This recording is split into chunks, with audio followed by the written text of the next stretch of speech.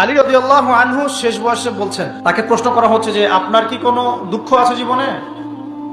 আলী রাদিয়াল্লাহু আনহু বলছেন যে আমি শুরু থেকে নবী সাল্লাল্লাহু আলাইহি ওয়াসাল্লামের পাশে ছিলাম, আমার দুঃখ নাই, তবে একটা মনের কষ্ট। কি? আমি যে জ্ঞানগুলো শিখেছি নবীর কাছ থেকে সাল্লাল্লাহু আলাইহি ওয়াসাল্লাম, সেই জ্ঞান বিতরণ করার জন্য কোনো পাত্র খুঁজে পেলাম না। কি গভীর কথা! যে জ্ঞান শিখেছি এটা বিতরণ করার পাত্রই খুঁজে পেলাম না। তাহলে পাত্র, আমরা তো পাত্র, জ্ঞান বিতরণ করবেন ওলামায়ে কেরাম। পাত্র আমরা যদি পরিষ্কার না হয় জ্ঞান কিভাবে পাবেন? সম্ভব না। আরেকটা বিষয় বলে দেই, যখন আপনি জ্ঞানের চর্চায় মাঠে নামবেন, আল্লাহ পাক আপনার সম্মানার্থে ফেরেশতার পাখা আপনার পায়ের নিচে বিছিয়ে দিবে ইনশাআল্লাহ। আর যখন আপনি জ্ঞান চর্চা করে আলেম হবেন ইনশাআল্লাহ তাআলা, আপনার জন্য আসমান জমিনের সমস্ত মাখলুক, এমনকি সমুদ্রের নিচের মাছ, গর্তের ভিতরের পিপিলিকা, সবাই আল্লাহর কাছে আপনার জন্য ইস্তেগফার করবে ইনশাআল্লাহ। শুধু একটা কাজ যদি উম্মত করতে পারে জান্নাত পাবে।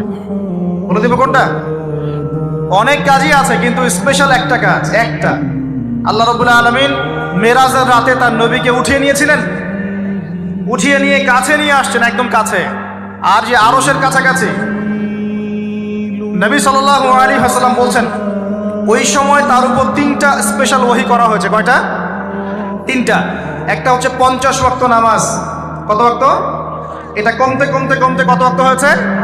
5। 5কেও কমানোর জন্য কোন নবী বলছিলেন? মুসা আলাইহিস সালাম বলছেন 5ও পারবে না, কমায় নিয়ে আসেন। 5ও যে পারবে না, মুসা আলাইহিস সালাম কেমন করে জানলেন?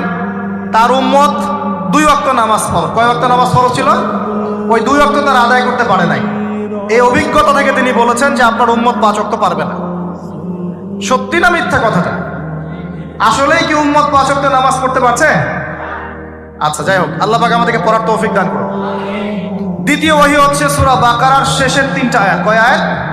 সূরা বাকারার শেষের 3 আয়াত ওহী করেছেন কে? আল্লাহ রাব্বুল আলামিন। কোন ব্যক্তি যদি রাতের বেলা সূরা বাকারার শেষের 3টা আয়াত পড়ে সারা রাত ইবাদত করার নেকি পাবে ইনশাআল্লাহ।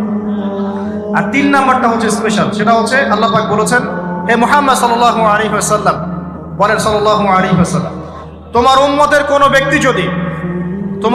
কোনো ব্যক্তি যদি আসমান জমিনের সমান গুনাহ নিয়ে আমার সামনে দাঁড়ায়, আসমান জমিন সমান গুনাহ নিয়ে আমার সামনে দাঁড়ায়, কিন্তু আমার সাথে শিরকের পাপ নাই, আমার সাথে কোনো শিরকের পাপ করে নাই, ইনশাআল্লাহ আমি আল্লাহ তার সামনে আসমান জমিন সমান ক্ষমা নিয়ে হাজির হব ইনশাআল্লাহ।